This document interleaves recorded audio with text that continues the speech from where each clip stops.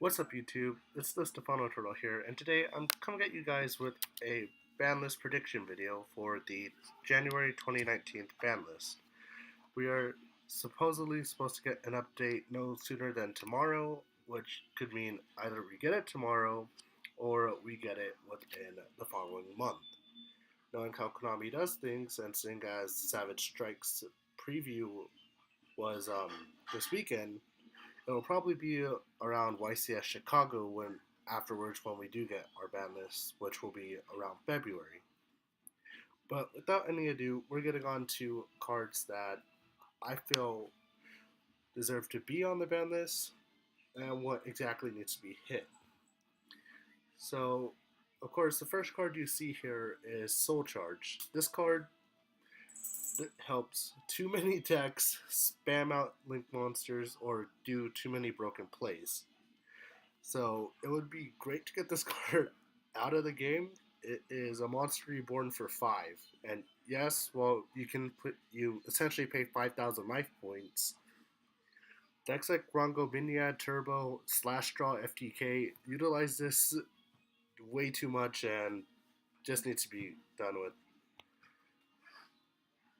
And next we have Divine Sword Phoenix Blade on the ban.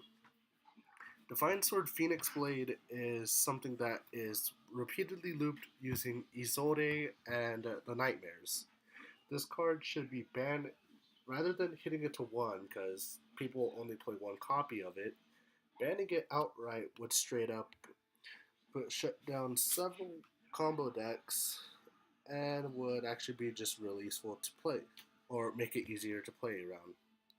Next, we have Gandora X, the Dragon of Demolition. This is a preemptive hit that Konami could get rid of due to Guard Dragons coming out in Savage Strike. And if you're curious as to why this card, there's a FTK possible with it, utilizing this and the Guard Dragons. And another XZ monster, it's one of the number monsters, Ravenous Tarantula.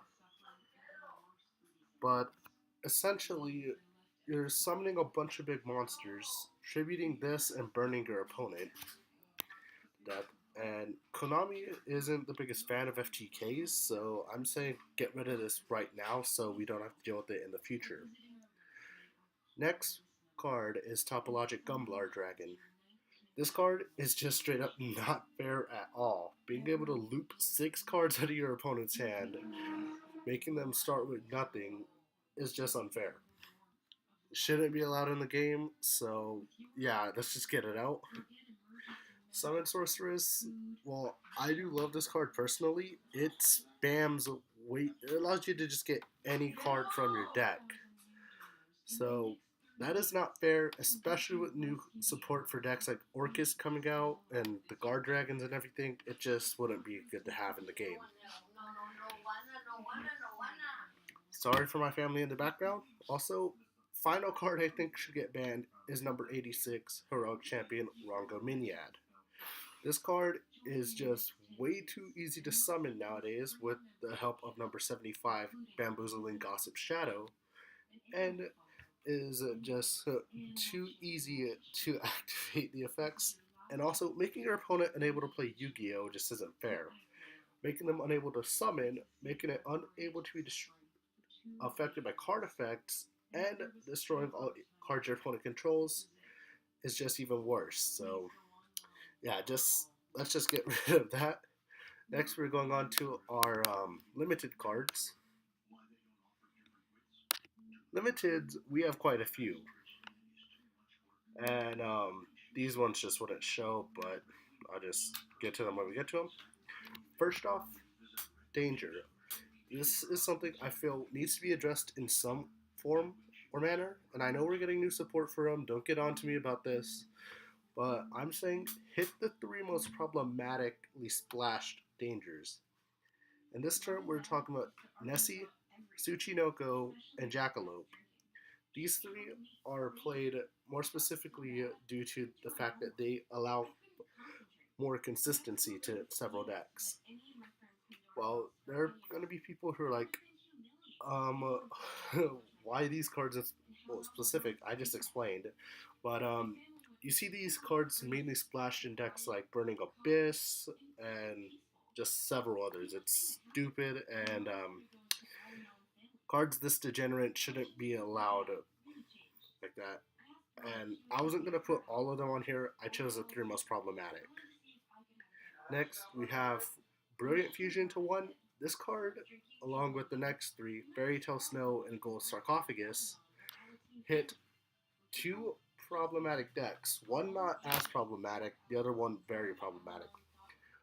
Now, the one that's more problematic you're hitting is Thunder Dragons.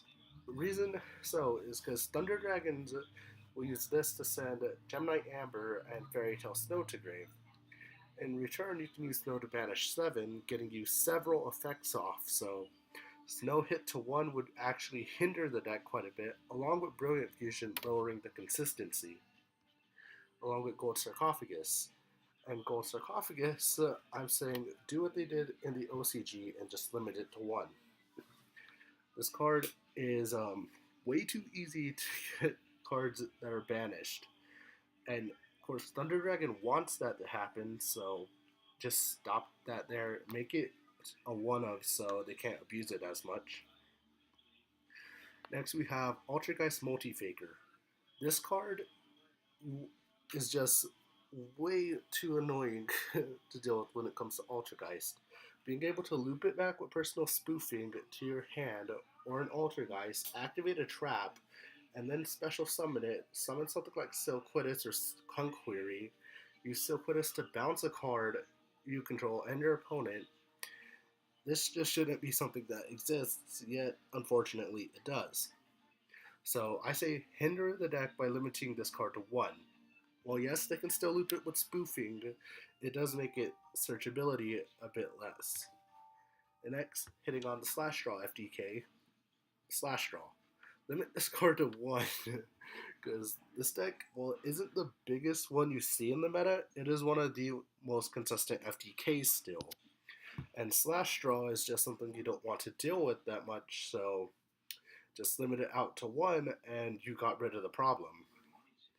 Next we have Shuret, Strategist of the Necros. I'm sorry it didn't load the image, but Shuret I feel can come back to 1 right now, and this is due to us getting reprints of Necros in dual power, so Shuret to 1 wouldn't matter too much. We already use the incantations for a lot of summoning. This would just give a bit more consistency to the Necros deck as it is. Next up, Trickstar Candina. I choose either her or Reincarnation when it comes to Trickstars, because this deck needs to get hit. It has dodged Banlist for the past year entirely. So I say either hit the consistency of the deck or hit the card that makes looping your opponent's hand possible. One of these two just has to go to 1. If you hit both of them, well then Trickstars are going to have a really hard time comboing off, but with cards like Carabine coming out pretty soon, it's not really going to matter too much, so either Candina or Reincarnation to 1. Or both, it depends on Konami.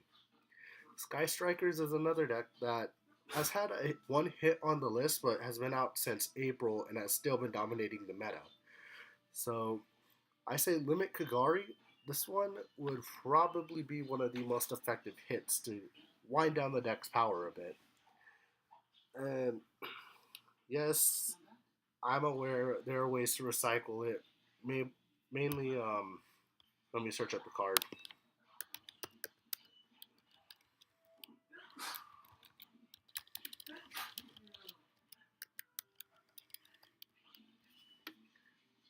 It's the base. Hercules base. This card lets you recycle 3 Sky Strikers when sent to the grave, and you can send it to the grave off of multi-roll or off of Area 0. So you can still loop it back, don't get me wrong, but yeah, limiting it to 1 will actually help fix the meta a bit. Along with Isolde, I know this was supposed to be a card mainly for Noble Knights, but It is played in everything from Noble Knights to the Dark Warrior strategy, which is one of the most dominant decks in the meta. And yeah, this should just be hit to 1 to limit consistency for some of those decks, because it's another deck that's been around for a while. Next we have Saryuja Goldred to 1. This card's just easy to spam out, and being able to run through your deck very fast is unfair, so limit him to 1, big time. And next, Shadow Construct. This card has been banned for way too long. It's about time for this card to come off the ban list, so I say give it to us for 1 for now and just test the waters. Next, we're going to the semi-limits. Semi-limits, I have 5. We have Mobilize Engage. This probably won't change how Sky Strikers play too much, but Engage is still one of the most powerful search cards in an archetype. Being able to essentially have a product read where you search one of the cards and the other one's just a random plus is a bit much.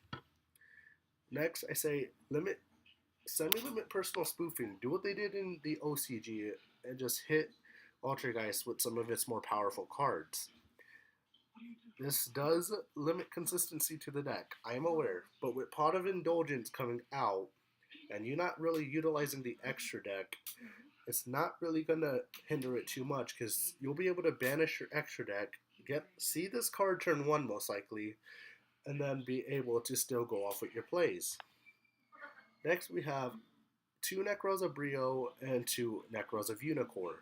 With Konami probably pushing out the reprints of the Necros monsters in dual power, these seem like prime targets to put back to 2. And yes, I know Unicorn can easily just send Herald or Natis from Necros Kaleidoscope and get extra advantage from it, but still, at the same time, you have ways to negate those cards, and while he does negate extra deck monsters, you have ways to out him too. As for Brio is just another Rhoda in the deck. You can easily Ash this card or Called by the Grave it, and it negates it. So, yeah, I say those to 2. And also, with the announcement of Cherubini coming back or being released in Dark Neostorm, I say give us Beatrice back to 2. Yes, I'm aware Burning Abyss is one of the current meta decks, but Japan has Beatrice and Dante both at 3, and while I'm not too sure as to now if Burning Abyss is one of the top decks, but it would just be something cool to see in Burning Abyss. And I feel Beatrice has been limited for quite a long time since Duelist Alliance format was over. So yeah, that's it for my semi-limits. On to my unlimits. My unlimits, I have 2. And these 2, I have my reasons for. Our first one is Max C. This card will just help make the formats a bit more healthy, and also it's a bit more fair. Well, yes, it is understandable that people can essentially make you draw your entire deck. It really just depends with everything your opponent's playing, and typically this shuts down combo decks. So that is one main reason I say put it back to 3. If you have opinions on that, put it in the comments. Next one, Chaos Emperor Dragon Envoy of the End. This card has a new errata, so I feel it should be able to come back now, seeing as it says, once you activate this card, you can't activate any other cards. So, while yes, you are burning your opponent, yes, you're blowing up both yours and your opponent's boards, you can't do nothing else. So, it's mainly just going to be used as a way to side deck tech for the time rules, most likely. So, while yes, it's powerful, note that you can't do anything else besides activating its effect after its effect is gone off. So that is why I say unlimited. And that is all for today. I hope you liked. Check out my other videos if you did. Subscribe if you're new. And this is the Stefano Turtle signing out. Good.